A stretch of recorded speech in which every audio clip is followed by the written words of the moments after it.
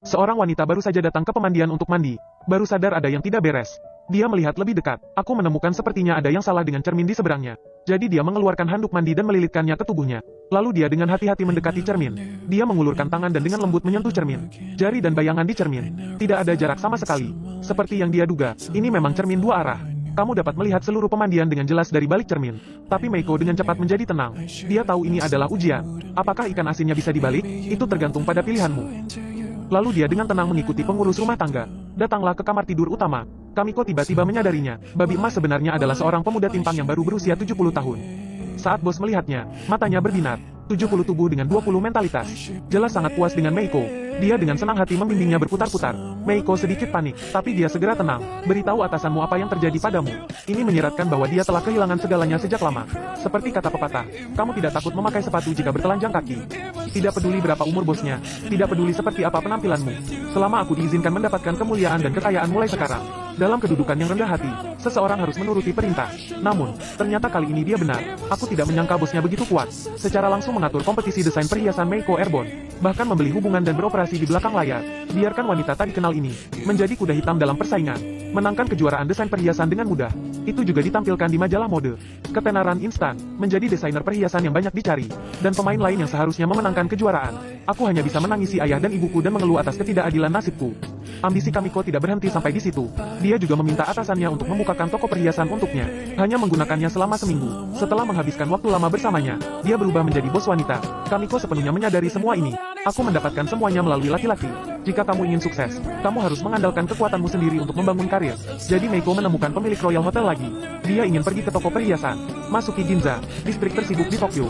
Bos pun menyatakan dukungan penuhnya. Tapi syaratnya adalah, kamu harus membiarkan pria bermata empat ini menjadi penasihat hukummu. Meiko tahu betul pria bermata empat ini.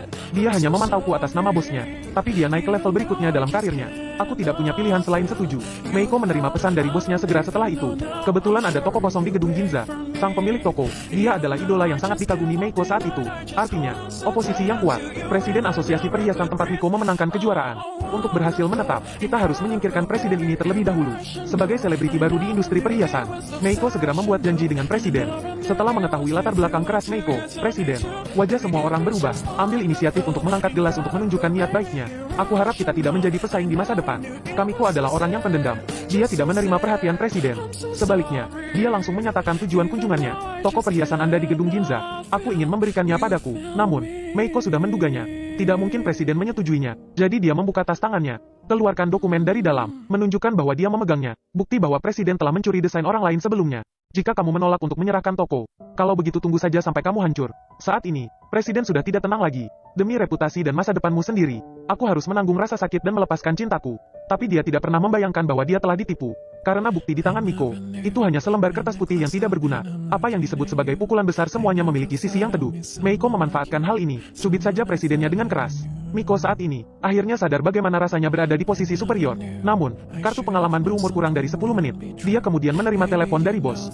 Biarkan dia kembali untuk segera melayani. Kalau tidak, dia akan mendapat masalah. Tapi dia tidak akan pernah mengizinkannya. Orang selain bos mengendalikan diri mereka sendiri. Terutama pengurus rumah tangga yang sombong.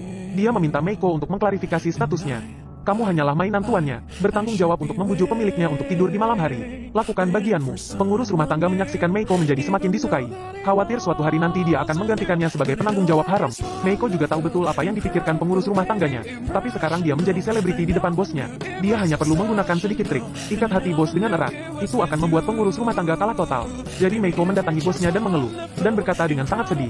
Karena aku terlambat 1 menit. Aku dimarahi dengan keras oleh pengurus rumah tangga. Mengancam akan mengusir dirinya sendiri dari rumah.